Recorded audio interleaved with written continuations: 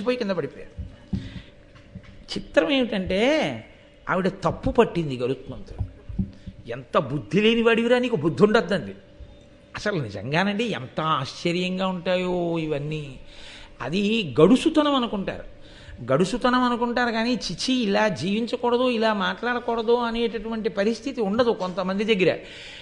రే మేకు కొట్టాలి, పక్కింటికి వెళ్ళి సుత్తి పట్టరా అంటే ఆ కొడుకెళ్ళి ఆ పక్కింట్లో అడిగొచ్చి అన్నాడు, నాన్నగారండి వాళ్ళకి సుత్తి ఉందిట కానీ ఇవ్వరట.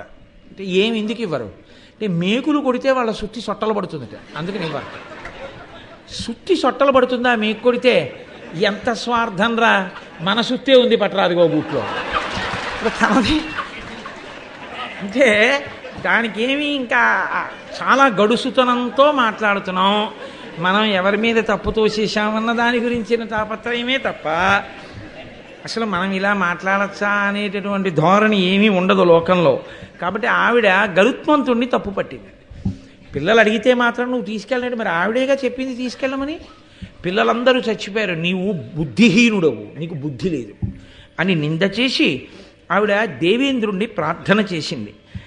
నరసుర సిద్ధకిం పురుష నాగ నభశ్చర ముఖ్యులెల్లా నీ కరుణయ వేచిమండ్రు త్రిజగంబులు నీ కులిశాభిరక్షణ స్ఫురణన చేసి సుస్థిరత పొందు పురంధర సర్వలోక సుందర శరణంబు నాకగుము దానవసూదన పకశాసన అంతే.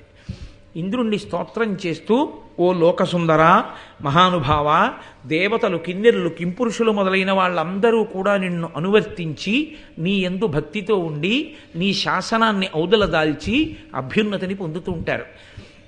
ఇవాళ నా కుమారులు సూర్యమండలం వైపుకి వెళ్ళబోయి ఆయన యొక్క తీవ్రమైన వేడి చేత శరీరాలను విడిచిపెట్టి కింద పడిపోయారు, మరణించారు. కాబట్టి నీవు వాళ్ళందరినీ బ్రతికించవలసింది అని శరణాగతి చేసి ఆయన్ని ప్రార్థన చేసింది. త్రికరణ శుద్ధిగా ప్రార్థన చేసినప్పుడు పలకడం దేవతల యొక్క లక్షణం. అందుకే ఎప్పుడైనా ఈశ్వరానుగ్రహం కలగలేదు అంటే దానికి కారణం మీరు ఈశ్వరుణ్ణి సరిగ్గా నమ్మి పూజించలేదు అని గుర్తు తప్ప ఈశ్వరుడు ఎందు దోషమున్నది అని మీరు అనకూడదు. శంకర భగవత్పాదులు జన్మించాలి అని, శంకర భగవత్పాదులు జన్మించాలని కాదు సంకల్పం, కొడుకు పుట్టాలి అని. శివగురువు ఆర్యాంబ త్రిశూర్ క్షేత్రానికి వెళ్ళి భజన చేశారు. భజన అంటే 41 రోజులు పైచిలకు అక్కడ ఉండి ఈశ్వరుణ్ణి సేవిస్తారు. అలా సేవించారు. సేవిస్తే వాళ్ళకి కొడుకు పుట్టేటటువంటి అదృష్టం కనపడలేదు, ఈశ్వర దర్శనం కాలేదు.